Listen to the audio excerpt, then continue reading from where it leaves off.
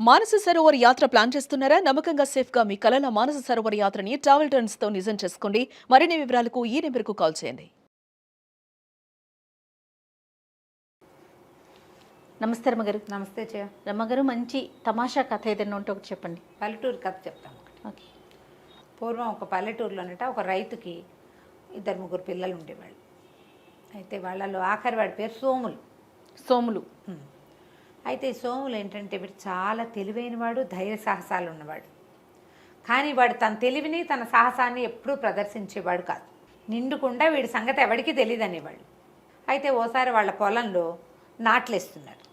నాట్లేస్తుంటే వాళ్ళ నాన్న ఇంటి నుంచి అన్నం తెమ్మన్నాడు. అంటే మన పొలంలో నాట్లేస్తే ఫ్రెండ్స్ 5-6 10 మంది కలిసి వేశారనుకో, వీళ్ళందరికీ అన్నం పెట్టే పూచి మందనమాట. అదే మన వైపు కంటే ఇది కొంచెము ఈ తిరుపతి చుట్టుపక్కల ఊళ్ళల్లో బాగా కనపడుతుంది. ఆ వైపు చిత్తూరు ఆ ప్రాంతాల్లో ఏంటంటే ఒకళ్ళకొకళ్ళు సాయాలు వెళ్తాం అన్నమాట.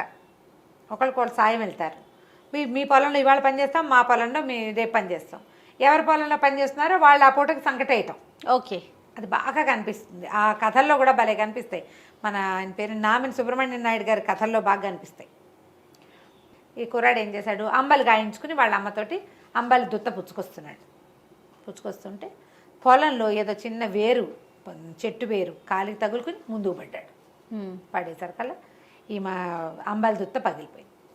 వాళ్ళ నాన్న చెడతిట్టాడు. మని నిండుకుండా అంటే కుండ పగలేసావు నువ్వు, పనికి మాలిన వాడివి, ఓ మాట లేదు మంతి లేదు, ఓ ఇది లేదు అది లేదు, నీకేముందో నీకే తెలీదు అని తెగదిట్టి పో ఇంట్లో నుంచి, నీ బతుకు నువ్వు బతుకు, ఇక నేను నిన్ను పోషించలేను, బంగారం అంటే కుండ పగలగొట్టావు, కుండెడు అమ్మలు పగలగొట్టేసావు, పడబోసేసావు, ఇప్పుడు మళ్ళీ చేయించాలని తిట్టాడు. తిట్టేసరికల్లా సోములు అన్నాడు, ఇన్ని మాటలు పడి నేను మాత్రం ఎందుకుంటాను నాన్న, నాకు ఒక మంచిది ఇనప గద ఉక్కు గద చేయించివు, అది ఇవ్వు చాలు, నా బతుకు నేను బతుకుతా, నీ జోలికి నేను రానన్నాడు. వాళ్ళ నాన్న ఏం చేశాడు, ఒక అరమణుగుతోటి ఇనుముతోటి ఒక గద చేయించాడు.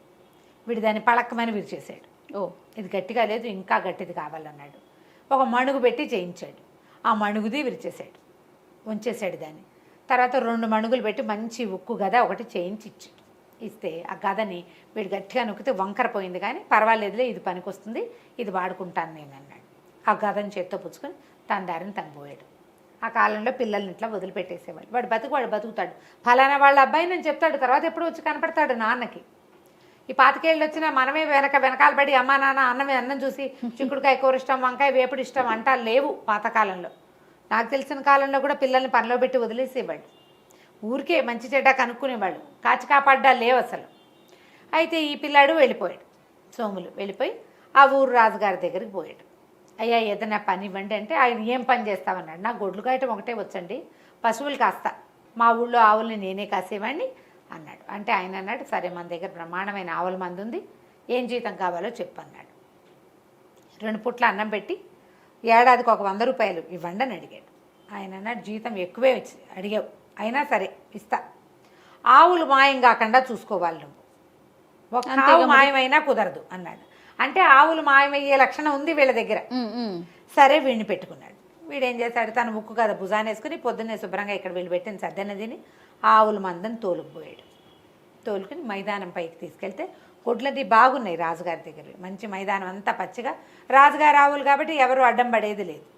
మధ్యాహ్నం అయ్యేసరికి భోంతరాళాలు దదరిల్లేలాగా ఒక పెద్ద రాక్షసుడు ఒకడు వచ్చాడు. అయ్యో. వచ్చి ఎవడు రావాడు అని అరిచేశారు. కంగారు పడి వీడు ఏమన్నాడు, ఎందుకన్నా అట్లా గరుస్తున్నావు, చెవులు పగిలిపోయేలాగున్నాయి, నీకేం కావాలి చెప్పు అన్నాడు. నాకు ఏదైనా కావాలన్నాడు.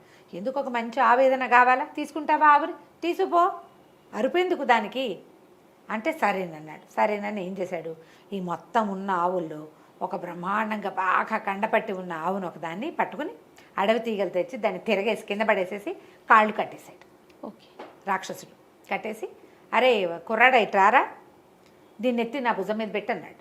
అనేసరికల్లా కుర్రాడు అన్నాడు, అట్టేట ఎత్తుతానన్నా, అట్లా ఎత్తలేను, నువ్వు ఓ పంచి ఈ 2 కాళ్ళకి మధ్యలో తలదూర్చు, తాళ్ళేసి కట్టేసావు కదా, తలదూర్చు, నేను మోపు చేసి పైకి లేవదీస్తా అన్నాడు. అనేసరికల్లా వీడేం చేశాడు, కాళ్ళకి 2టికి తాళ్ళు కట్టి వాటి మధ్యలో ఒక కర్ర పెట్టాడు. దాని మధ్యలోకి తల దూరిస్తే వీటి లేవదీస్తాడనమాట. అదేలేండి. ఇది కొంచెం పాతకాలపు పద్ధతులు తెలిసిన వాళ్ళకి అర్థమవుతుంది ఇది ఎట్లా లేవదీస్తాడు అని. వీడేం చేశాడు, రాక్షసుడు ఇట్లా వంగి ఆ కర్రకి ఆవుకి మధ్యలోకి ఇట్లా తలదూర్చంగానే మనవాడు ఏం చేశాడు, ఆ వంచుతూ ఉండగానే ఉక్కు గది ఉందిగా వీడి దగ్గర పెట్టి పడేయాలి మన తలకాయ పగలు కొట్టేశాడు. వాడు వంగాడు, చేతులు అవి ఏమి వాడు స్వాధీనంలో ఉండవు. మనుషులు వంగినప్పుడు ఎట్లా స్వాధీనంలో ఉంటుంది. అవును అవును. అక్కడి నుంచి తలకాయ కొట్టేసి పటా నడ్డి మీద దెబ్బలు కొట్టేశాడు. కొట్టేసరికల్లా ఆవు మీదకి వేయించి పక్కకు పడిపోయాడు. వాడు మెడ విరిగిపోయి చచ్చిపోయాడు రాక్షసుడు. వీడేం చేశాడు, ముందు ఆవు కట్లోడు తీసేసి దాన్ని సరిచి భయం తీర్చి దాన్ని వదిలేశాడు. అక్కడి నుంచి ఈ రాక్షసుడి మెడ అక్కడ వీడికి చిన్న చిన్న కత్తులు లాంటి సాధనాలు ఉన్నాయి. ఈ ఆవులతో పాటు వెళ్ళేటప్పుడు పులులు వస్తే ఉంటాయని చిన్న చిన్నవి ఇచ్చారు అక్కడ వాళ్ళు, చిన్న సంచి లాంటిది. ఆ రాక్షసుడి కుత్తుకు కోసేసాడు. ఆ కుత్తుకని తీసుకెళ్ళి మెడని తీసుకుపోయి తలని చెట్ల గుబురులో దాచిపెట్టాడు. అక్కడి నుంచి పక్కన వాగు, నీళ్ళు ఉన్న వాగుంది, ఓ పక్క అంతా కొంచెం మేటగా ఉంది. అక్కడ కూర్చుని కాసేపు ఈ కర్రతో తవ్వి ఈ రాక్షసుడి శరీరాన్ని అందులోకి దొర్లించేసి ఇసుక పోసి కప్పేశాడు. సాయంత్రం ఆవులను తోలుకుపోయాడు. రాజుగారు ఆవులన్నీ లెక్కెట్టిచ్చారు. అన్ని ఆవులు ఉన్నాయి.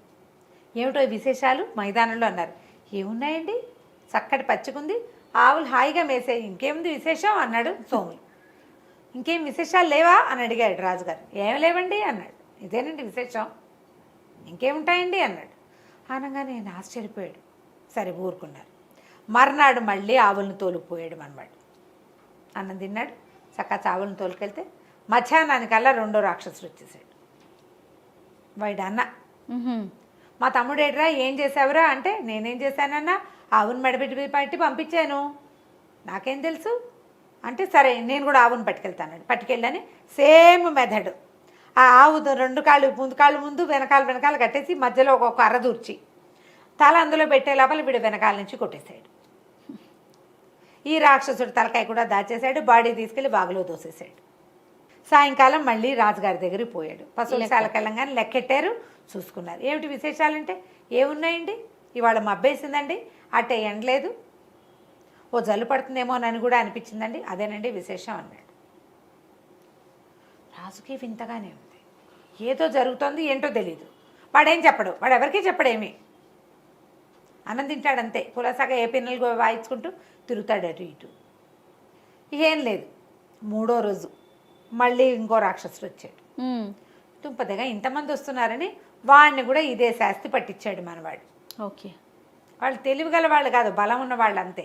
వీడికి తెలివి బలము రెండూ ఉన్నాయి కుర్రాడికి. సాయంకాలం ఇంటికి వెళ్ళగానే రాజుగారు అడిగారు. అడిగితే ఏమన్నాడు, ఒక ఆవు ఈయన ఒప్పుగా ఉందండి, రేపు ఇంటుందేమో చూద్దారండి, దాన్ని తీసుకెళ్ళొద్దండి, కట్టేస్తానండి, అదేనండి విశేషం అన్నాడు. నాలుగో రోజు ఒక ముసిలి రాక్షసి వచ్చింది వీళ్ళ దగ్గరికి, ఈ కుర్రాడి దగ్గరికి.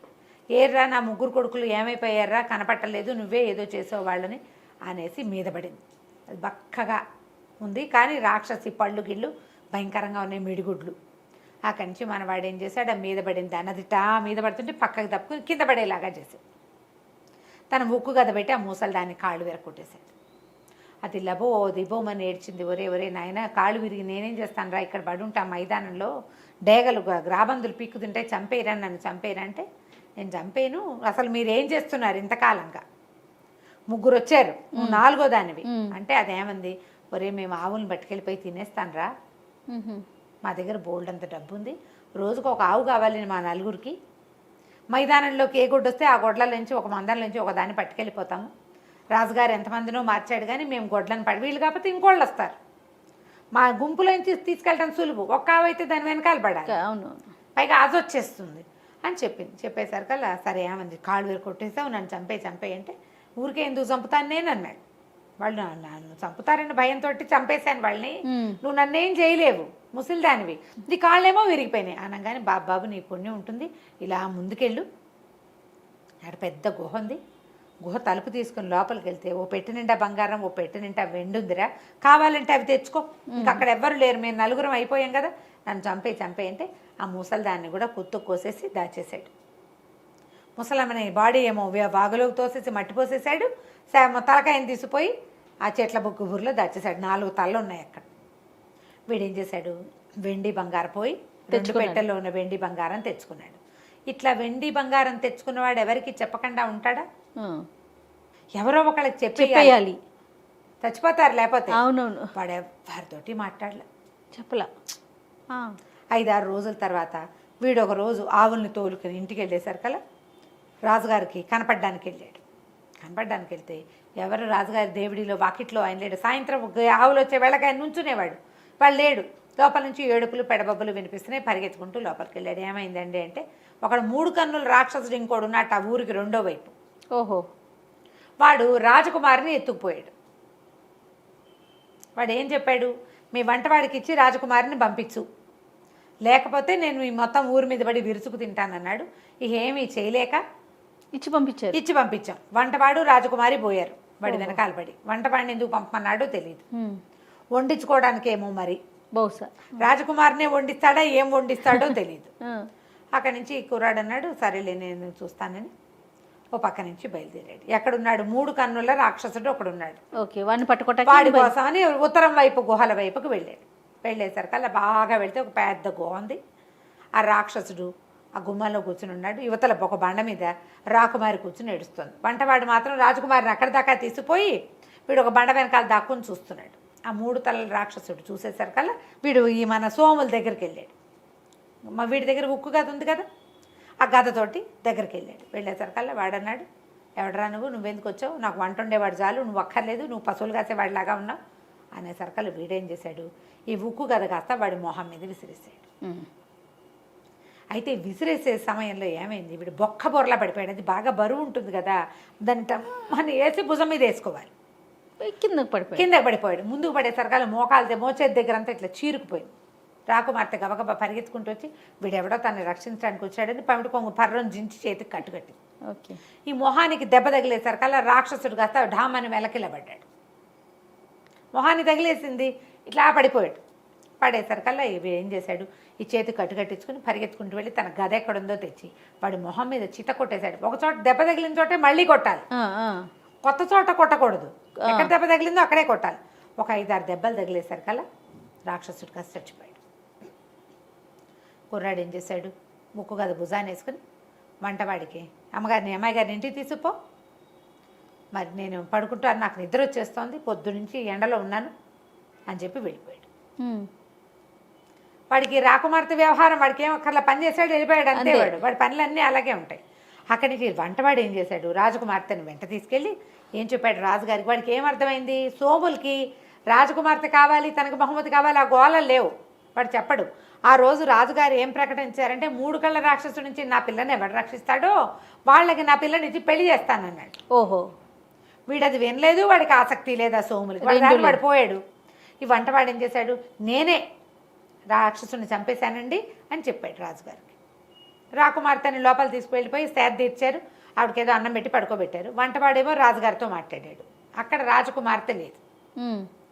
పొద్దున్న లేచేసరికల్లా వంటవాడితో మీకు పెళ్ళండి, రాకుమార్తెని పెళ్లి చేస్తానన్నాడుగా తండ్రి, ఎవరు రక్షిస్తారో వాళ్ళకి పెళ్లి చేస్తా, నేను రక్షించాను కాబట్టి పెళ్లి చేసేయండి అనగానే రాజుగారు మరి అన్నమాటకి కట్టుబడి వాడే తీసుకుపోయాడు 3 కళ్ళ రాక్షసుడి దగ్గరికి. వాడే అక్కడి నుంచి మోసుకొచ్చాడు వెనక్కి. సో వాడితో కాబట్టి ఇక పెళ్లి చేయాల్సిందేనని నిశ్చయించుకున్నారు. మర్నాడు పొద్దున అమ్మాయి గారి పెళ్లి అని అనౌన్స్ చేశారు. అక్కడి నుంచి రాజకుమార్తె ఏమో ఈ పని మనిషికి ఎవరికో చెప్పింది, కొంగు ఎందుకు చిరిపోయింది అమ్మగారు అని అడిగితే అదేనే ఆ కుర్రాడు ఒకడు నన్ను రక్షించాడు కదా, వాడి చేతికి కట్టానే అనేసరికల్లా ఈ చెలికెత్తపోయి వాడి దగ్గర చూసింది. వాడి చేతులకి గాయాలు లేవు, ఏమీ లేవు, చేతికి కట్టానంది ఆవిడే, ఇక్కడ కాదనమాట అని. అమ్మాయి ఏం చేసింది, మెల్లిగా దాని ప్రిన్సెస్లో అందరికీ ప్రచారం చేయటం మొదలెట్టింది. వీడు కాదు ఇంకోటి ఎవడో ఉన్నాడు, వాడి చేతికి దెబ్బ తగిలిందిట, రాకుమార్తె కట్టుకట్టిందిట, కొంగేమో చిరుగుంది, పర్రుని ఈ చివరి నుంచి ఆ చివరి దాకా చిరిగిందంటే వాడి చేయి సమచెయ్యి అయి ఉండదు, వాడెవడో బలశాలి, వంటవాడికి ఏం బలం ఉంటుంది, వంట చేసుకుంటాడు బోడిమొహం అని ఇలా చెప్తోంది. వీడికి వంటవాడి దిలాస ఏంటి, వాడు నిద్రపోతానని వెళ్ళిపోయాడంటే వాడికి లక్ష్యం లేదు.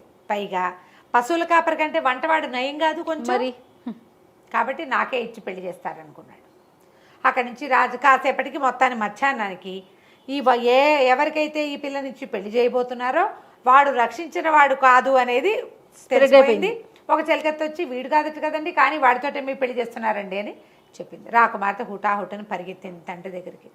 నాన్న వీడు కాదు, మా అబ్బాయికి దెబ్బ తగిలింది, వాడెవడో నాకు తెలియదు, వాడు ఎత్తుగా ఉన్నాడు, బలంగా ఉన్నాడు. దెబ్బ తగిలింది మోచే కిందంతా ఇదంతా దొక్కిపోయింది. నేను నా చీర కొంగు కట్టాను.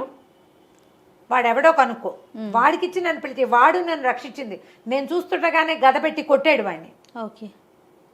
వీడు ఊరికే నన్ను తీసుకొచ్చాడు నాన్న, తెచ్చిన వాడికి ఇచ్చి పెళ్లి చేస్తానని కాదు కదా నువ్వు చెప్పింది. వాడేమంటాడు, వాడు నేనే తీసుకొచ్చా కదా అంటాడు. తీసుకొచ్చిన వాడు కాదు, రాక్షసుడిని ఎవడు చంపాడో వాడికి ఇచ్చి కాపాడినవాడు అనేసరికల్లా అప్పుడు అసలు ఎవరు ఈ దారిన వెళ్ళారు అని వాడిని ఎంత అడిగినా వంటవాడు చెప్పలేదు. నేనేనంటాడు. రాకుమార్తె కాదంటుంది. అక్కడి నుంచి ఎవరు వచ్చారు, ఎవరు వెళ్ళారు, అసలు ఈ దారి వెంబడి వెళ్ళిన వాళ్ళు ఎవరు అని ఎంక్వైరీ చేసేసరికల్లా ఒక 5-6 చెప్పారు. పశువులు కాచే సోములు ఇటు వెళ్ళాడు. వాడి భుజం మీద ఒక ఉక్కు గద ఉంది. ఈ పిల్ల చెప్పింది గద ఉంది వాడి దగ్గర అని. అక్కడి నుంచి ఈయన కబురు చేశాడు. కబురు చేసి ఆ సోములు వచ్చాడు. సోములు రాగానే ఈ పిల్ల ఈ అబ్బాయి నన్ను రక్షించిందని చెప్పేసింది రాకుమార్తె. ఆయన రాజుగారు అడిగాడు, ఏమిట్రా నాయన నువ్వే చేసావు అంటే, అవునండి. మరి చెప్పలేదు ఏమిట్రా? ఏముందంటే అందులో చెప్పడానికి, అందులో పెద్ద మ్యాటర్ ఏముంది? అమ్మాయి గారిని తీసుకుపోయాడు, పిల్లని పెళ్లి చేసుకుంటాడో చంపేసి వంట చేయించుకుంటాడో తెలీదు. మన దగ్గర గద ఉంది, ఓడగొట్టాను, పడ్డాడు, చచ్చిపోయాడు. పెళ్ళి ఇంటికి చేరేదిగా, ఇక మీకు చెప్పేందుకేముంది ఇందులో ఊరని అనేసరికి ఇదేమిట్రా, మరి ఇంతకుముందు కూడా ఏమైనా ఇలాంటివి జరిగాయంటే, జరగకేమండి బోళ్ళు జరిగాయి. 3 రాక్షసుల్ని వాళ్ళ అమ్మని చంపారు, అక్కడ పెట్టాను కావాలంటే చూసుకోండి అన్నాడు. అక్కడి నుంచి నాకు వెండి బంగారం 2 పెట్టెలు ఏంటంటే ఆ రాజ్యానికి సరిపడా సంపద అది. ఓహో, మా ఇంట్లో ఉన్నాయండి అన్నాడు. మరి నువ్వు ఎందుకురా పశు వృత్తి చేస్తుంటే, నా పని అదే కదండి, నాకు అదే వచ్చు, అందుకని నేను అదే చేస్తున్నాను. రాజుగారు ఆశ్చర్యపడి, నిండుకుండంటే ఇదే ఇట్లాగా? వాడికి డబ్బులు వచ్చినా వాడు తన పని మానలా, అంతే. ఎవ్వరికీ చెప్పాల, తనంత సాహసకార్యం చేసినా చెప్పలేదు. కనీసం రాజుగారికి వీడిని నేను చంపా, ఇదిగో మీ పిల్ల అని కూడా అప్పచెప్పల. అమ్మాయి సేఫ్గా వెళ్ళింది, నాకు అంతే చాలు అన్నాడు. రాజుగారు చాలా సంతోషించి ఆ సోముల్ని తన అల్లుడిని చేసుకున్నాడు. సోములు వాళ్ళ నాన్న ఆశ్చర్యపోయాడు, అప్రయోజకుడు అనుకుంటే వీడు ఇంత ప్రయోజకుడు అయ్యాడు అని. తర్వాత ఆ రాజ్యానికి రాజు అయ్యాడు. కథ కంచికి మనం ఇంటికి. సూపర్ అండి. నమస్తే. నమస్తే.